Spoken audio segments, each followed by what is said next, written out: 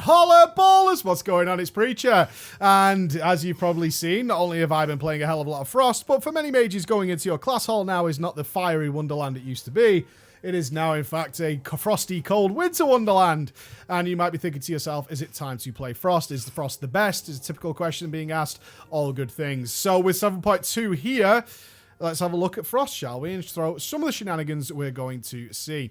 Now, I want to point out, first of all, this is going to be a long guide. There's lots and lots to explain, so there will be links so you can skip to the bits that you are interested in. We're going to start at the basics and work all the way to the really advanced stuff so that everything is covered in here. You'll be 100% covered there, but it is going to take some time to get through so we can explain it properly.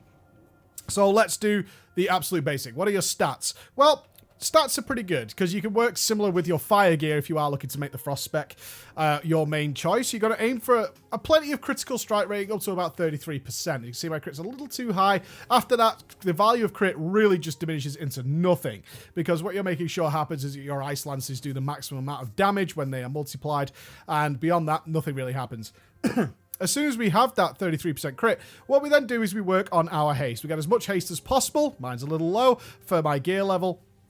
And we get as much haste as we humanly can. We want as little mastery as possible, because you can see here my mastery is a little too high. Don't really want that, and we want more versatility. So generally speaking, crit 33%, get as much haste as you can, and after that get some versatility along with there, and intellect still being pretty much a primary stat up to 33%. Then your int's going to be more important than your haste, etc, etc. All right, guys, hope that makes sense. How do we play it from a super basic level? Well, it all comes down to shattering. Our natural inclination to shatter our Ice Lances is a very big deal with Frost, I'm sure we all know, and what we want to do to maximize that. Now, this video will be focused heavily on the Thermal Void way of playing, okay? I'm going to have to cover Glacial Spike in a separate video, not to make it super, super long, but we'll cover that shortly. But this is going to be focusing on Thermal Void.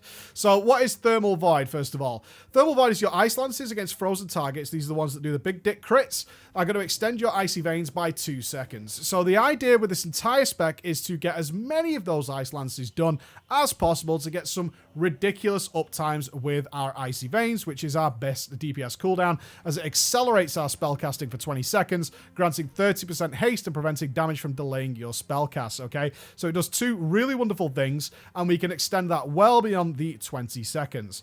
To give you some inclination, the reason Frost has come into the limelight recently is that many people are posting logs of absolutely incredible Frost DPS, looking at stuff like over 1 million DPS over several minutes, which is pretty fucking extreme in the case of mages as they are currently in the game at the launch of 7.2. So, with that being said, how are people doing that? Well, obviously they're having to Thermal Void their Icy Veins for way longer than 20 seconds, almost to the point of having a permanent uptime on it. Okay, it is entirely possible, and I have done it, where you can have Icy Veins up while Icy Veins has come back off cooldown and is ready to go again. Yes, that's what we're looking at doing, and we're going to do that through a number of ways. So how do we achieve that before we get into our talents? Very simply, most of this spec is going to revolve around Frostbolt. Frostbolt is crucially important because Frostbolt has a chance to trigger things to happen, such as Fingers of Frost, which guarantees our crit Ice Lances, and of course, Flurry. So if we fire some Frostbolts off here, hopefully we'll get some procs, which is going to be a big subject we're going to talk about soon. Give me some procs, please. Anytime you're ready, game. There we go. We got a Flurry proc out of that one, okay? So now we have our Flurry proc. What is Flurry? Think of this very much like Pyroblast if you've been playing fire. But what it does is essentially toss snowballs at the target. So I'm going to fire it now. But you'll also notice that debuffs appear on the target called Winter's Chill. See the Winter's Chill debuff? Winter's Chill lasts 1.6 seconds and is activated by each of the little snowballs that we hit the target with. Winter's Chill is very important because it also allows our Ice Lance to crit. Okay? So if we guarantee a Flurry proc, which we can do with Even Bolt, okay? Even Bolt gives us a Flurry proc. What our general gameplay is Frostbolt, Flurry, and then follow it up with a big Ice Lance like that inside that Winter's Chill debuff. All right, that's what we're doing. So a very simple game process I want you guys to know about Frost is you're not trying to dump your procs as fast as possible. That's not what we're after to get really long Icy Veins. What we actually want is many procs over a period of time rather than these bursty elements of procs. So a lot of people make the mistake of getting procs like Ice Lances and Flurries and they try and get rid of them all, then they go back to casting Frostbolt. You don't do that. What you actually do is you treat it very much like Pyro. So when you get a Flurry proc, You'll fire it off like that. Then you'll go back to Frostbolt before firing off the next one. And then you'll do the next flurry. You see this? See what I'm doing here? Is I'm just holding on to it. Oh, I got an Ebon Bolt. But I don't flurry straight away. No, I know I'm going to get the flurry proc. I go straight into another Frostbolt. Yeah? This is something you'll need to get used to. Is treating flurry like Pyroblast. But instead of a Pyro, we're actually doing flurry, Ice Lance, then back to Frostbolt. Okay? And then continuing back to Frostbolt. So you'll be watching for that proc to happen, but you're thinking, okay, flurry, Ice Lance, back to Frostbolt. Okay? Very simple process indeed. And again, another one there. When you see it like this, don't go straight into a next flurry. We're trying to get as many Frostbolts in. As I said, the linchpin of the whole spec is our Frostbolt. We want to fit as many Frostbolts in as possible. That's going to give us many more procs over a course of time than trying to just expend everything. Some decisions can be made within Cancer's Flow, but we'll talk about that in a second. On top of that, we, of course, have Frozen Orb. Frozen Orb is going to give us some Fingers of Frost procs, and if you choose to have a pet, which we'll talk about soon, then you could also use your Water Jet, which you should macro in. So I'll show you that now. If we switch over to Bone Chilling and bring our Water Elemental out, we get a number of cooldowns. We get Freeze, which we can use to AoE and get Fingers of Frost off many targets. If it's possible to do that, it's the best use. If we're single targeting, though, we have an ability called Water Jet, okay? So Water Jet is something you fire off about 2/3 of your cast, of the way through your cast of Frostbolt, like now. And then you'll start getting Fingers of Frost charges when you actually hit with your Frostbolt, yeah? That's what it's all about. And you'll get lots of Fingers of Frost charges. And we have that on a very, very reliable cooldown. Beyond that, though, we go back to normal. We go back to doing exactly what we want to do. Okay? Very, very simple. Nothing to worry about there. And beyond that, that's Frost in a nutshell. That's your basic gameplay. Keep your Ebon Bolt on cooldown. Use your Frozen Orb at a time when you're not expecting to get flurries, so you can use your Ice Lances.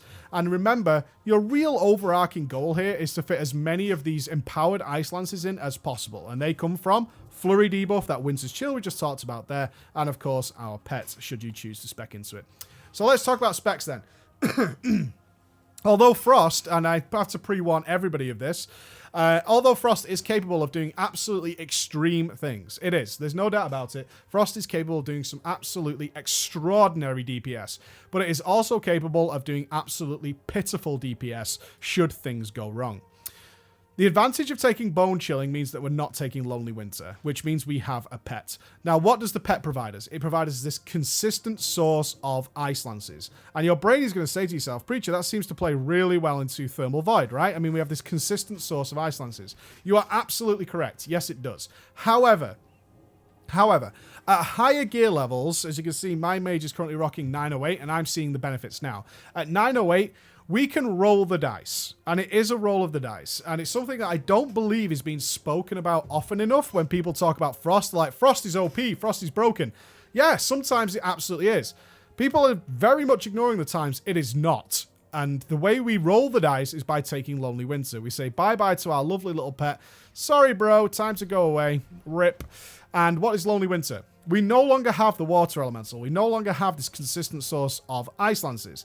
But what we do gain for that is Frostbolt, Ice Lance, Flurry, and Frozen Orb all deal 28% more damage.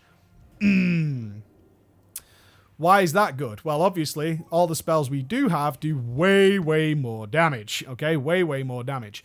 But we're rolling the dice. We are hoping and praying that when we are under the effects of Icy Veins, yeah, when we're under the effects of Icy Veins, that we're going to get procs.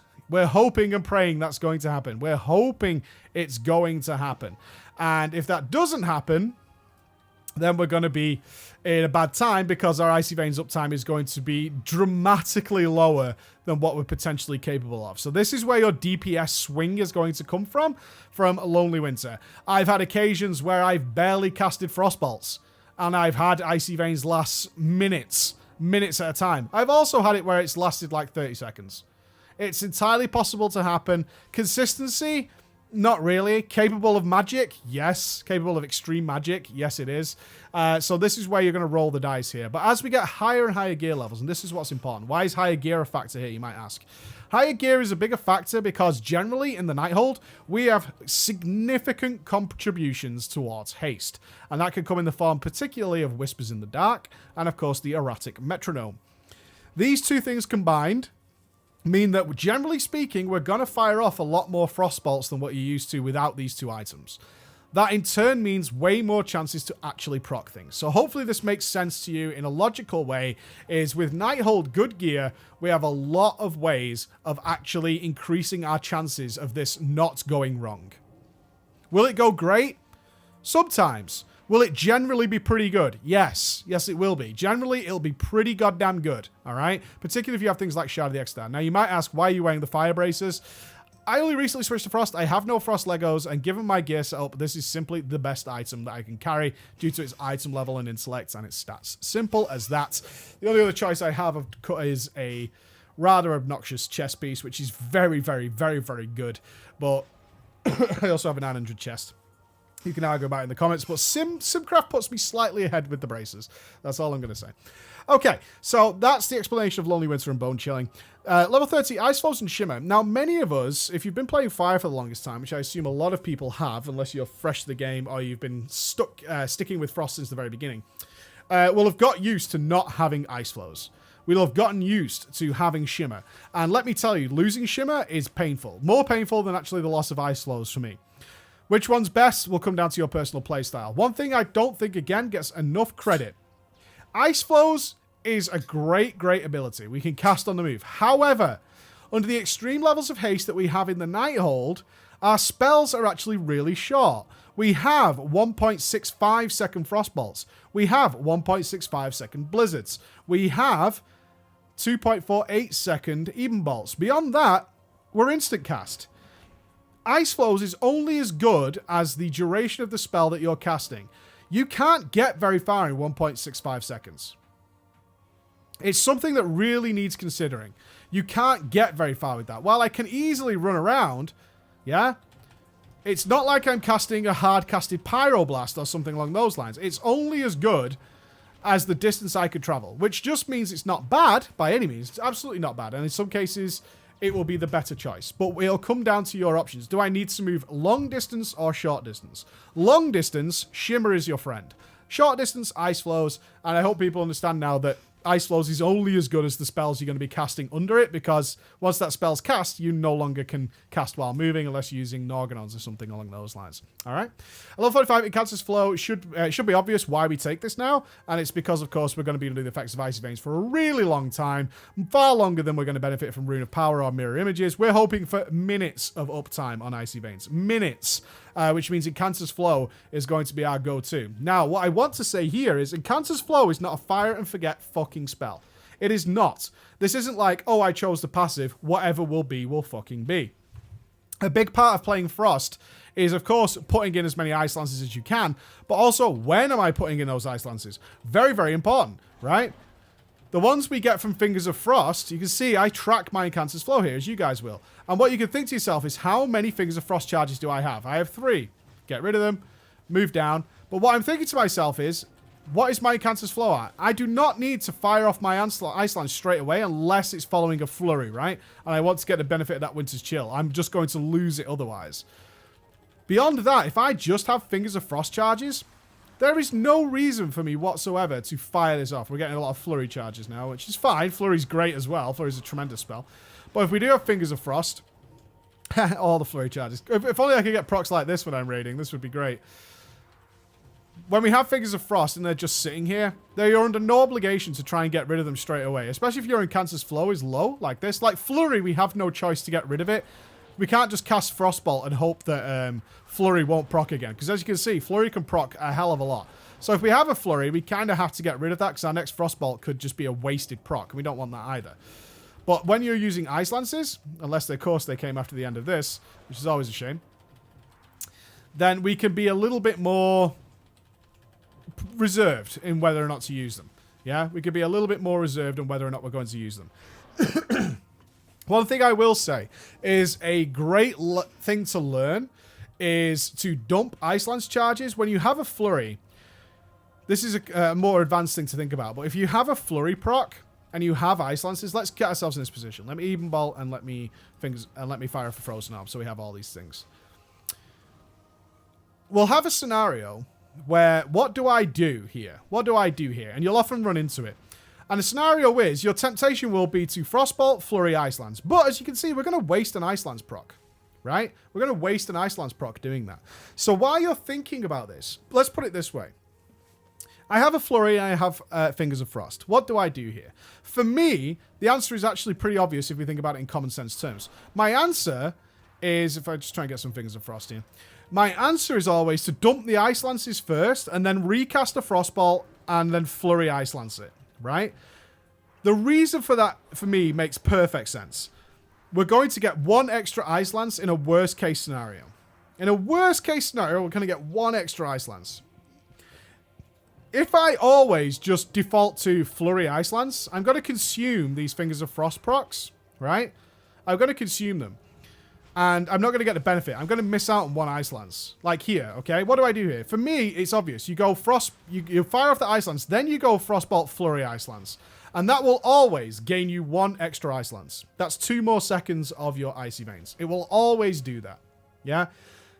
If you don't do that, the worst case scenario is you lose a Flurry proc, maybe. But you definitely lose an Icy Veins, an Ice Lance, always, right? That's the scenario in my head. You might lose a Flurry proc because the Frostbolt you casted before you started spamming Ice Lance could have procced one, maybe, right? You might lose one of those. But if you do it the other way around, you will always use an Ice Lance proc. And that can add up pretty quickly. If you do 4 or 5 of those, you've lost 8 seconds of Icy Veins uptime. That's a long time, guys. It's a really long time. So something you want to bear in mind there is how to use Incanter's Flow and how to manage your Fingers of Frost and Flurries with a goal to extend your Icy Veins as much as possible. All right? I hope that makes sense to you. The next one is whether or not we're taking Frozen Touch or Splitting Ice. Ice Nova doesn't really play into it because, one, Frozen Touch gives us more Fingers of Frost, more Icy Vein uptime. Splitting Ice, it comes to this for me. If there is any chance whatsoever during the encounter that you're going to cleave at any point, Splitting Ice is what you take. Okay? Not only is it flat out just going to buff your Ice Lance and Icicles by 5%, which is great. We're going to be doing lots of that. But also it's just going to naturally cleave for you. So even if it's very short-term periods of time like Elisand or maybe even Starbro towards the end, that Ice Lance cleaving, especially if you're okay with it not, you know, with sacrificing a bit of boss damage. Always bear this in mind if you're doing progress, right? Always bear this in mind. If you're doing progress and your boss damage is absolutely more important and somebody else will naturally take care of the ads. But if you're doing something that you're quite comfortable with, if there's any chance of cleave whatsoever, you're going to take Splitting Ice. Otherwise, it's Frozen Touch. This tier doesn't matter. Again, similar process to the Splitting Ice. If you're going to be doing any form of Blizzard, which is like 2 to 3 targets, guys, honestly, because remember, Blizzard resets your Frozen Orb, okay? It reduces the cooldown on your Frozen Orb, and of course, that means more Ice Lances, which means more AoE damage, and so on and so forth. Then it's going to be Arctic Gale, buffing that damage. I will point out here, if you have the Blizzard Lego, one, I feel sorry for you. Sorry that happened. But it's a single target DPS increase once you hit the 5 stacks to drop a Blizzard on the target. Remember, Blizzard and Frostbolt have exactly the same cast time, all right? And you're going to get all the beneficial damage from there.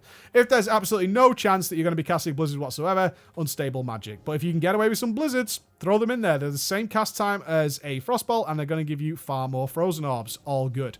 And of course, level 100 should need no explaining. It is, of course, Thermal Void.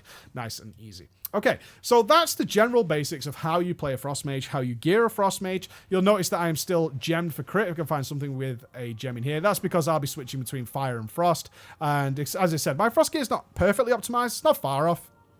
It's pretty good. Now we're going to move into some of the shenanigans. How are people doing the crazy, crazy damage? Well, one of them is obviously having really good luck with Lonely Winter. I think we've already explained that to death. The other is, of course, the double Ice Lance. As of recording this video, double Ice Lancing is very much still a part of the game. They did not fix it with 7.2, and it is not cheating to make this work, by the way. Custom, we're going to be doing something called altering our custom lag tolerance, which has been played with again in 7.2, in order to make this work. What is double Ice Lancing? Well, as I explained to you at the very beginning of the video, once we cast off a Flurry, if I use an Even Bolt here to proc a Flurry, Flurry causes Winter's Chill. You can see it there, Winter's Chill. Very, very nice. Now, that is designed. It is absolutely intended that that Winter's Chill debuff is more than enough time for any player under the sun to fire off one Ice Lance and get it to crit. There you go. Right? We can put 2 into it. Under certain conditions, we can Ice Lance twice. into that Winter's Chill debuff, and that will give us, unsurprisingly, 1 extra extension of our Icy Veins and a significant damage boost because we're doing double the amount of Ice Lances per flurry than what we're supposed to do. And now, how do we do this? Well, you can either use the script commands, but I feel here I should explain custom lag tolerance. Custom lag tolerance is telling the game how quickly it should receive a message from your keyboard, right, to send to the server in order to queue up your next spell. So if you don't know this, World of Warcraft, in order to make things fair amongst many people who have different qualities of internet, queues up your next spell based on what you're spamming on your keyboard. A good way to see this happening is most of you will have some sort of custom UI in some way, is when you cast a spell, do you see the black bit and the red bit? See that? Black bit and the red bit. What is that? Okay, the red bit is the bit where you're casting somewhat unnecessarily. Somewhat unnecessarily. It doesn't work like this anymore, so don't try and do any chicanerous things here. This is what we're actually going to play with at the back end. But generally speaking, this came around in the Burning Crusade once people realized that because this is an internet game and messages are being sent to Blizzard servers and then back to you and so on and so forth. Of course, we always base our MS. You can see I have an MS of 20. Is that at some point during this cast, the message has been sent to Blizzard servers that I've finished that cast, despite the fact the animation of me casting continues. Right? Does that make sense? So I send a message to Blizzard saying I want to cast a Frostbolt. By the point the black bar ends, that message has been sent. Nothing I can do to... I can't stop casting in the red portion and stop that Frostbolt casting. You see this? Oh, almost. It's very, very small for me because I have good MS. Right? I have decent internet. So it's very small for me. Other players will have much longer. Much, much longer. Now, here's where it gets interesting. So what we could do is we could tell the game to change our custom lag tolerance to whatever it is. I think it was set to 400 in 7.2 or something weird like that. To a value where we are queuing up spells almost instantaneously. And the reason we do this is because under the haste effects required to double Ice Lance, the cooldown on our Ice Lance spell itself is going to be so small, so tiny, and we obviously want to fire off 2 Ice Lances extremely quickly in order to fit it within that Winter's Chill debuff, that we couldn't possibly press it on time to make that happen. If you had 0 MS and you were trying to play it, it'd be just too fast. You can't do it. So what we do is we change our custom lag tolerance to tell the game to pick up that command much earlier so that as soon as it's humanly possible for the game to fire off another Ice Lance, right, almost to the point of being robotic, that it will do so. And that allows us to do the double Ice Lance. Now, how do we do this? Well, you could use the script commands that are already built in game. Again, there's nothing hacker or cheating here as much as people think it is. It's absolutely not. These are all stuff that Blizzard has put in the game for people to do. Or you can get a very simple way of doing it, which is an add-on called Advanced Interface Options. This opens up all the interface options that are often obscured with the default UI, not to overburden people with info. So it's like chat options, combat options, floating combat text options, all stuff you could totally do with the normal Blizzard UI, but built into a more functional way. And as you can see here, combat is set to 400. So this was with 7.2. So I want to change mine to what I'm used to playing with for my double Ice Lancing, which is about 85. 85 is great for me. 85 works wonderfully for me. Really, really nice. Now, it will be different for everybody. So another reason you should think of this is people with bad internet could naturally do this, which is kind of funny. People with bad internet actually got the benefit of this without even trying. So it will come down to what your natural MS is. Personally, for me, 85 is perfect. I found that to work 100% of the time. What are the conditions to make this happen? Typically, Bloodlust and Icy Veins are both required to make this work. This is one of the reasons Shard of the Exodar is such a wonderful legendary to have if you can get it, because you can be under the effects of Bloodlust and Icy Veins for a much longer period of time.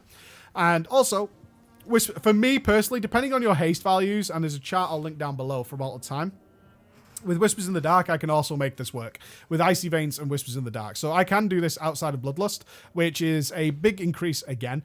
Yet again, another increase. How do we do it? Well, there's a couple of things we want to have happen. We want to make sure that when we cast a Frostbolt and we flurry, which is something you've seen me do several times through the video, that Winter's Chill also fits the Frostbolt in. This is where we have to think about things like travel time. How long does it take for the spells to get here? Typically, we're asked for 15 yards to make this happen. Okay, so what we want to happen is to have a flurry. When we cast a Frostbolt and we flurry, we want them both to land and to crit, right? So you have to mess around with your range to make this happen. But once it happens, you're in good stead, right? We want them all to, like, crit. You see the way it all crits when it does that? We want that all to happen. So you're looking at about 15 yards for that to happen. However, if we consider this option, look at my distance between here and here. If I cast my Flurry here, the Flurry's got to travel from me all the way to the target.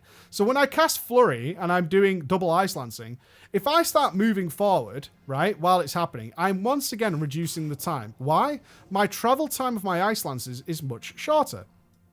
Does this make sense? It should do. It should make perfect sense there. So if we get a Flurry proc, we'll show this happening now. So give me a Flurry. Use an Even Bolt. No problem. So I'm under the effects of Icy Veins and Bloodlust. Cast my Flurry, and you can see I move in.